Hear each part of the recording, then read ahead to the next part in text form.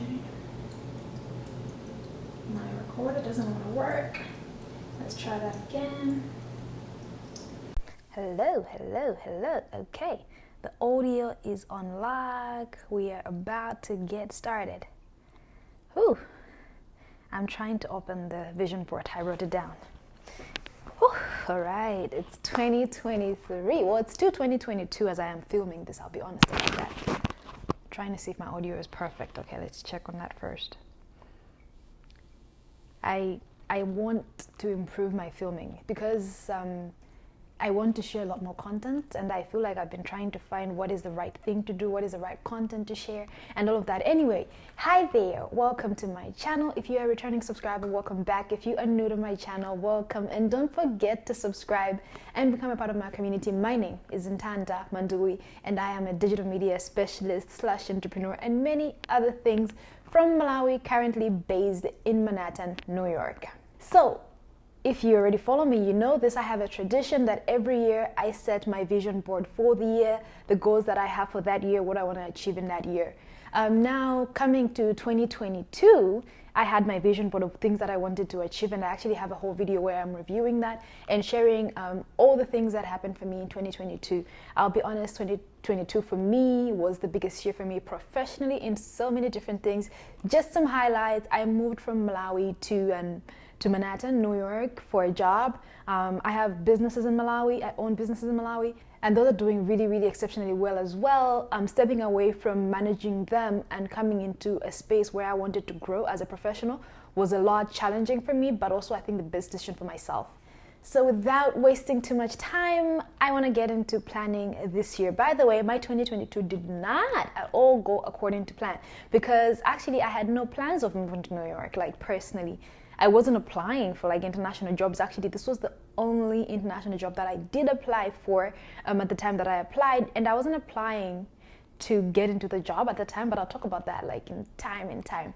I was trying to create a program similar to the one that I am in New York in my foundation back home for the training that we had.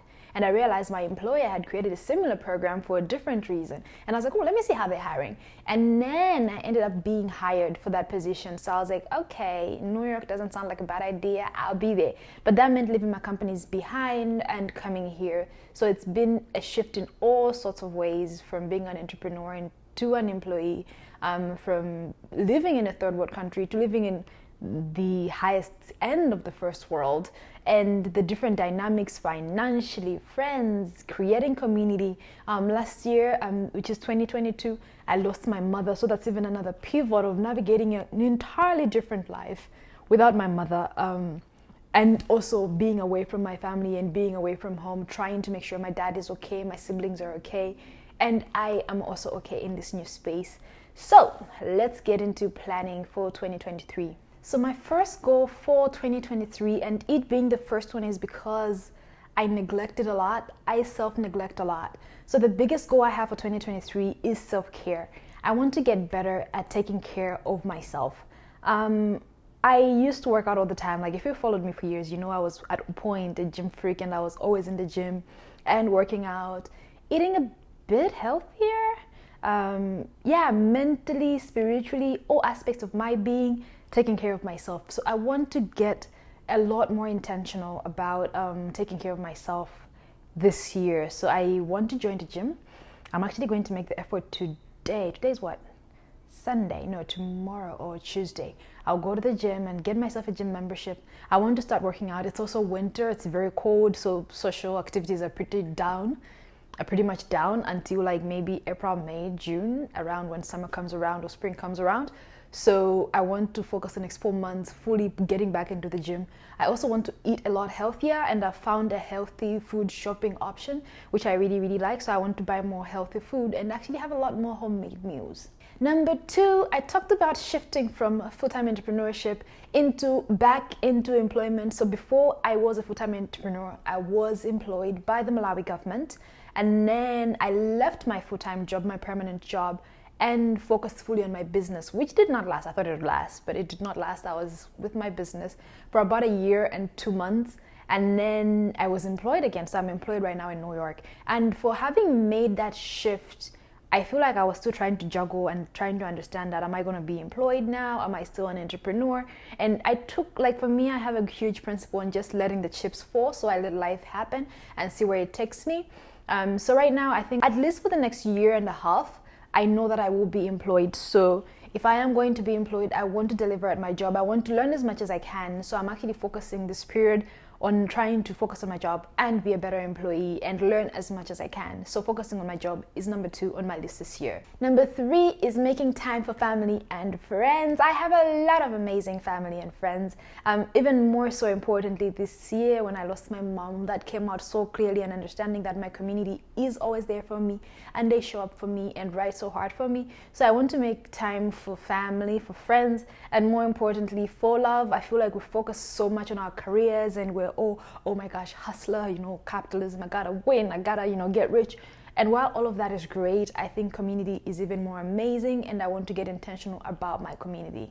Number 4, which I think I did a lot of in 2022 and I want to do more of again, is travel and tour the world. One is because I have the finances to do this. One thing I don't have is time, and that's a luxury, I have the finances to be able, because I don't have kids.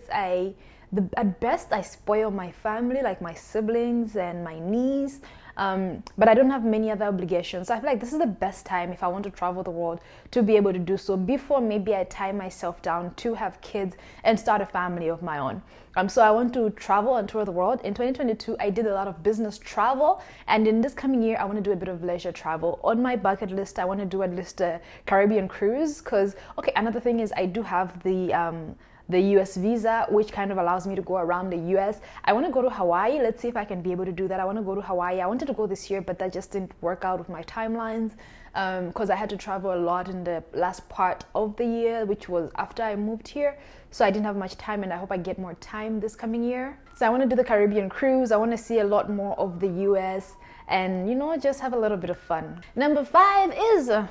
this is a tough one. This was on my 2022 list, which did not happen because of my relocation and everything that's been happening. I want to graduate from my master's program. So I am doing my master's. Right now I'm in my data collection phase of my research. I'm doing a research on the economics of information management systems in Malawi. That's from a demand to a supply perspective. How do suppliers basically create information management systems? What are the driving factors? And how do consumers, because that is almost inexistent in Malawi, like websites, adoption of websites and like apps and all of that is still very low in Malawi. So when we're talking about digitization, how do we get intentional? How do we use data to make sure we understand what's really happening in the economy? What is it going to take to make people, one, create, and two, uptake information management systems? Because we cannot talk about going digital without crystallizing the whole essence of creating and adopting information management systems. So I am doing this research because both my companies work in this space, and I know this is a gap there. When I'm thinking about creating apps, when I'm thinking about creating websites, I'm already thinking, yes, okay, I have this factor where I want to do this because obviously it's a business, I want to make money, and I want to also provide value to the users of these platforms. But what is maybe hindering them from taking up these platforms and utilizing this information, which would be very, helpful to them? So I really want to finish my research, and I most importantly want to graduate this year. Number 6, y'all, okay. This is a very emotional one, y'all, okay. I'm filming on these cameras, and by the way, there's a camera in front of me and there is a phone in front of me. This is my favorite camera. It's a Panasonic V770. It has like the times 50 zoom function, which is amazing. Like I can zoom from here to the moon, and it's just like really great for like random filming. I was trying to film yesterday, and it just went off on me. It didn't go off on me, but like it just went in a blurry state, and after googling so many times, it tells me that there is a motor function for the zoom lens that's not working. Anyway, so coming into number 6, my goal is to get more digital media equipment, which was also on my goal last year, but that was more for my company, which I was able to do with some financing that we had from some funding partners and all of that. So that has worked. But on a personal level, I want to buy better cameras. I want to buy better lighting because I see myself filming a lot more here and this year. So I want to buy a lot more filming equipment and maybe a new camera to replace the camera that's busted. and also get more into, creating a lot more content and a lot more value for you. And number 7, I want to get more clients and partners for personal branding purposes. I want to help some people with personal branding and crystallizing their brands and position themselves on social media and digital platforms. That's a space that I specialize in from my personal experience, and I always want to help other people do the same. Those are my 7 goals. I only have 7 goals. I feel like as I get older, my goals get less and less. Like, I feel like I'm like, oh, a year is so short. Like, back then it was like, oh my gosh, a year, I gotta do so much. And now I'm just like, it's just a year, it's just a year. So 7 goals seem like a lot to me, actually. I'm hoping the other year maybe we might even get like to 3 and maybe just have 1 goal by the time I get to like 30. Yeah, so those are my goals for this year. I'm super excited for the new year. I'm excited for more healing as I grieve my mother and as I try to settle into my new life, this new life that's in New York, this new life that's away from family and away from home, this new life that's maybe new loves and new friends, new community. Everything is so new and I'm navigating that. So I'm really excited for this new year. That comes with so much newness, but more importantly, I moved here in May of 2022, which means I've had almost half a year to settle in, and I do feel like I have finally settled in, and now I'm more comfortable about sharing content with you guys, and I think I also know what value I want to provide for you guys. I think especially because I started this journey of content creation like when I was really, really young, actually, and looking up to other vloggers.